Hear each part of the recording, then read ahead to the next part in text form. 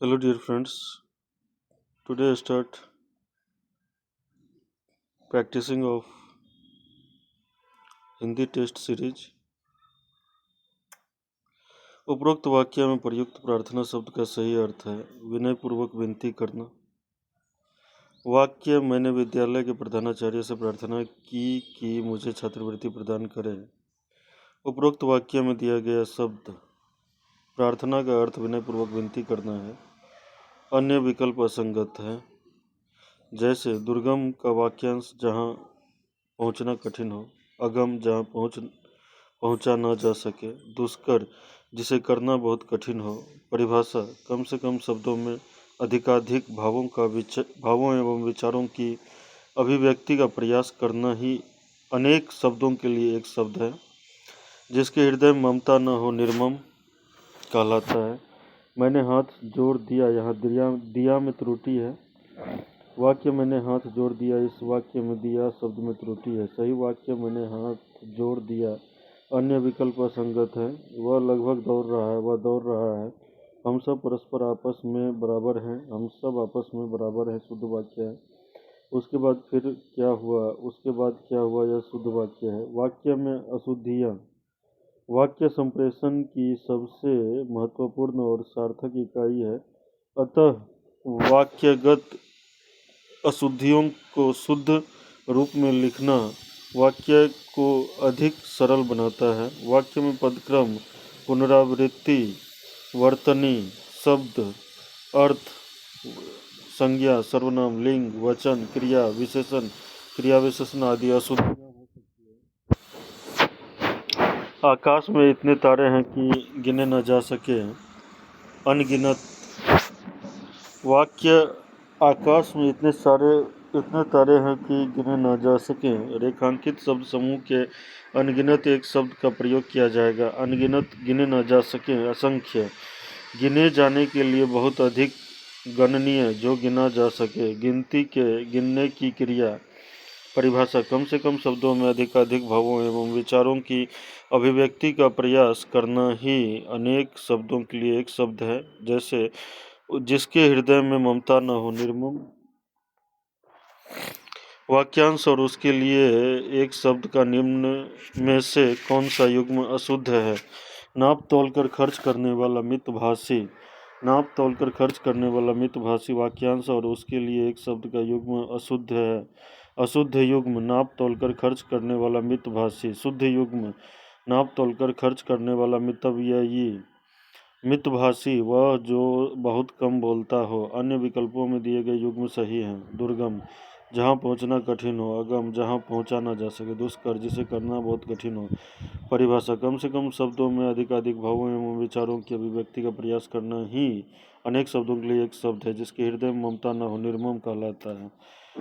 अरे सांप कहाँ गया, इस वाक्य में प्रयुक्त क्रिया विशेषण कहाँ किस प्रकार का क्रिया विशेषण है। साधारण क्रिया विशेषण है। कहाँ शब्द साधारण क्रिया विशेषण है। अन्य विकल्प असंगत हैं। वाक्य अरे सांप कहाँ गया, इस वाक्य में कहाँ शब्द का प्रयोग साधारण क्रिया विशेषण के रूप में किया गया है। साधारण क्रिया विशेषण ऐसे क्रिया विशेषण शब्द जिनका प्रयोग वाक्य में स्वतंत्र होता है, वे शब्द साधारण क्रिया विशेषण कहलाते हैं। अरे तुम सब कब आए, हाय यह क्या हो गया, अरे वह लड़का कहाँ चला गया। अनुबद्ध क्रिया विशेषण ऐसे शब्द जो निश्चय के लिए कि कहीं भी प्रयोग कर लिए जाते हैं, वे शब्द अनुबद्ध क्रिया विशेषण कहलाते हैं। यह काम तो गलत ही हुआ है। मूल क्रिया विशेषण ऐसे शब्द जो दूसरे शब्दों के मेल से नहीं बनते, यानी जो दूसरे शब्दों में प्रत्यय लगे बिना बन जाते हैं, वे शब्द मूल क्रिया विशेषण कहलाते हैं। जैसे उदाहरण के तौर पर पास या दूर या ऊपर। यौगिक क्रिया विशेषण ऐसे क्रिया विशेषण जो किसी दूसरे शब्दों में प्रत्यय या पद आदि लगाने से बनते हैं, ऐसे क्रिया विशेषण यौगिक क्रिया विशेषण की श्रेणी में आते हैं। सवेरे, सायं, आजन्म, क्रमशः। रिक्त स्थान की पूर्ति उचित कारक चिन्ह से करें। श्याम मीरा के लिए खिलौने लाया। रिक्त स्थान की पूर्ति के लिए उचित कारक चिन्ह के लिए है। श्याम मीरा के लिए खिलौने लाया। वाक्य के पूर्ति के लिए सर्वाधिक उपयुक्त कारक के लिए है। संप्रदान कारक का चिन्ह के लिए है। अन्य विकल्प असंगत है। संप्रदान कारक जिस वस्तु के लिए क्रिया की जाती है उसके वाचक संज्ञा के रूप को संप्रदान कारक कहते हैं। उदाहरण, माता पिता अपने बच्चों के लिए कड़ी मेहनत करते हैं। परसर्ग, ये वे अक्षर हैं जो किसी शब्द के बाद आते हैं और कोई विशेषता लाते हैं, जैसे का, की, रे, ने, द्वारा, से आदि। कारक संज्ञा या सर्वनाम के जिस रूप से वाक्य के अन्य शब्दों के साथ उसके संबंध का बोध होता है उसे कारक कहते हैं।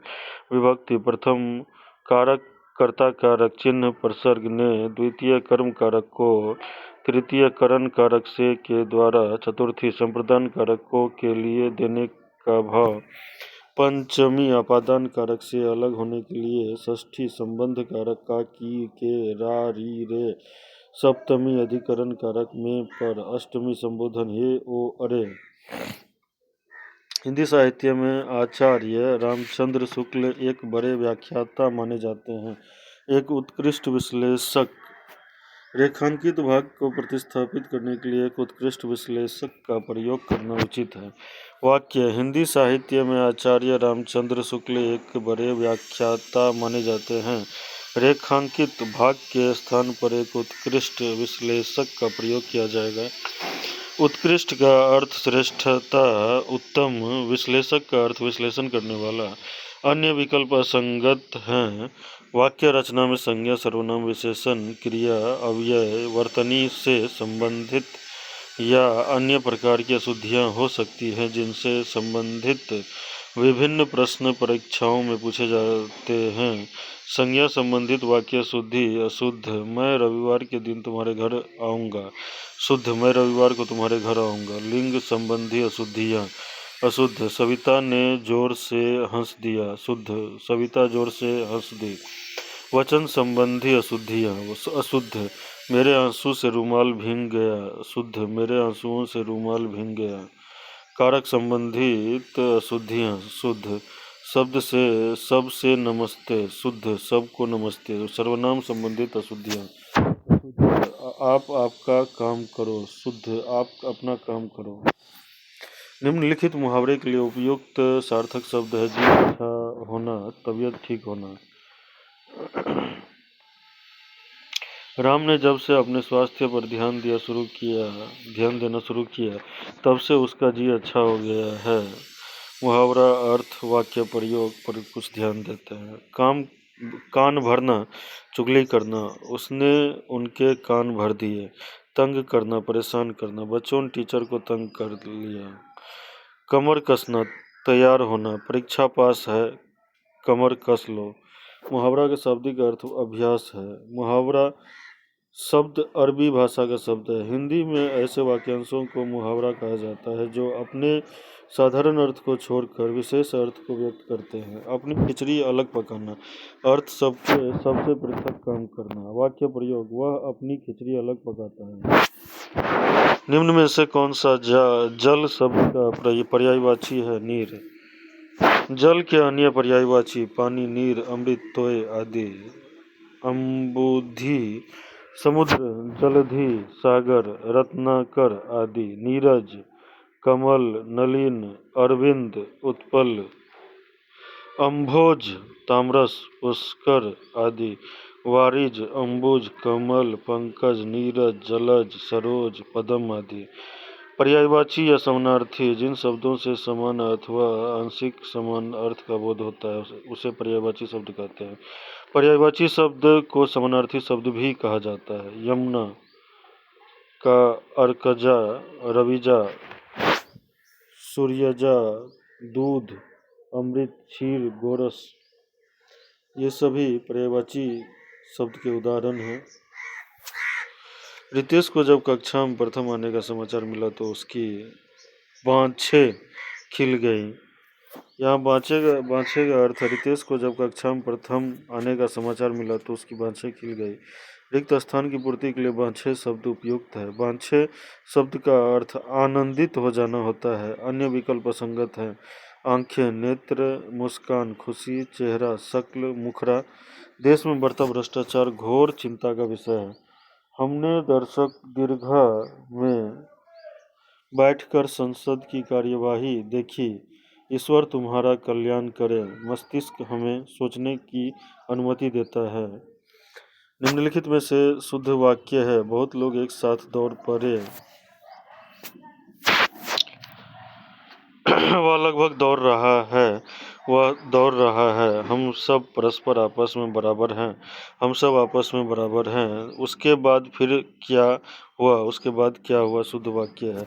वाक्य में अशुद्धियाँ। वाक्य संप्रेषण की सबसे महत्वपूर्ण और सार्थक इकाई है, अतः वाक्यगत अशुद्धियों को शुद्ध रूप में लिखना वाक्य को अधिक सरल बनाता है। वाक्य में पदक्रम, पुनरावृत्ति, वर्तनी, शब्द, अर्थ, संज्ञा, सर्वनाम, लिंग, वचन, क्रिया विशेषण आदि अशुद्धियाँ हो सकती हैं। रास बिहारी बोस दिल्ली षड्यंत्र के मुख्य अभियुक्त थे।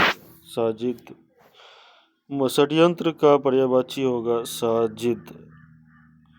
वाक्य रास बिहारी बोस दिल्ली षड्यंत्र के मुख्य अभियुक्त थे। षड्यंत्र शब्द का पर्यायवाची साजिद नहीं है।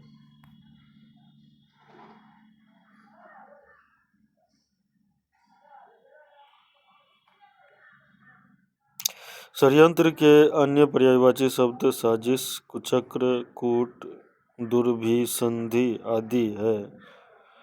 अतिथि, मेहमान, अभ्यागत, आगंतुक, पाहुना, अलंकार, आभूषण। अलंकार का पर्यायवाची शब्द होगा आभूषण, भूषण, विभूषण, गहना, जेवर। अश्व का है तुरंग, ग्वाजी, घोड़ा, घोटक। अरण्य का जंगल, वन, कानन, अटवी, कांतार। अंतरिक्ष का खगोल, नभमंडल, गगनमंडल, आकाशमंडल। अम्बुज का कमल, पंकज, नीरज, वारिज, जलज। पर्यायवाची या समानार्थी शब्द जिन शब्दों से समान अथवा आंशिक समान अर्थ का बोध होता है उसे पर्यायवाची शब्द कहते हैं। पर्यायवाची शब्द को समानार्थी शब्द भी कहा जाता है। यमुना का अर्कजा, रविजा, सूर्यजा। दूध का अमृत, क्षीर, गोरस। भगवान दिवाकर जीवनदायी हैं। सूर्य। दिवाकर का पर्यायवाची शब्द होगा सूर्य। वाक्य भगवान दिवाकर जीवनदायी हैं। रेखांकित शब्द दिवाकर के लिए सही पर्यायवाची सूर्य है। सूर्य के अन्य पर्यायवाची शब्द दिनकर, दिवाकर, भानु, भास्कर, आक, आदित्य आदि। नयन का पर्यायवाची शब्द नेत्र, दीदा, आंख, चक्षु। शशि का चंद्रमा, निशाकर, चांद, कुक्कुट। अब्ज का कमल, नीरज, सरोज, जलज, अम्बुज। पर्यायवाची या समानार्थी जिन शब्दों से समान अथवा आंशिक समान अर्थ का बोध होता है उसे पर्यायवाची शब्द कहते हैं। पर्यायवाची शब्द को समानार्थी शब्द भी कहा जाता है।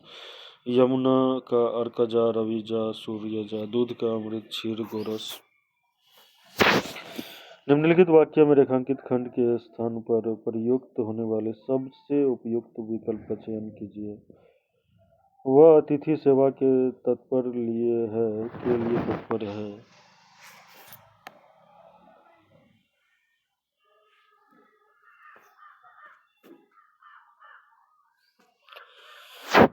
वाक्य में रेखांकित खंड के स्थान पर के लिए तत्पर है का प्रयोग किया जाएगा। वाक्य वह अतिथि सेवा के तत्पर लिए है।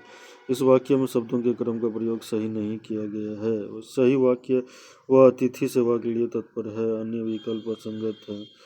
जब वाक्यों में वचन संबंधी अगर गलत प्रयोग भी किए जाते हैं तो इन्हें वाक्य की वचन संबंधी अशुद्धि कहा जाता है। अशुद्ध वाक्य उसने अनेकों ग्रंथ लिखे।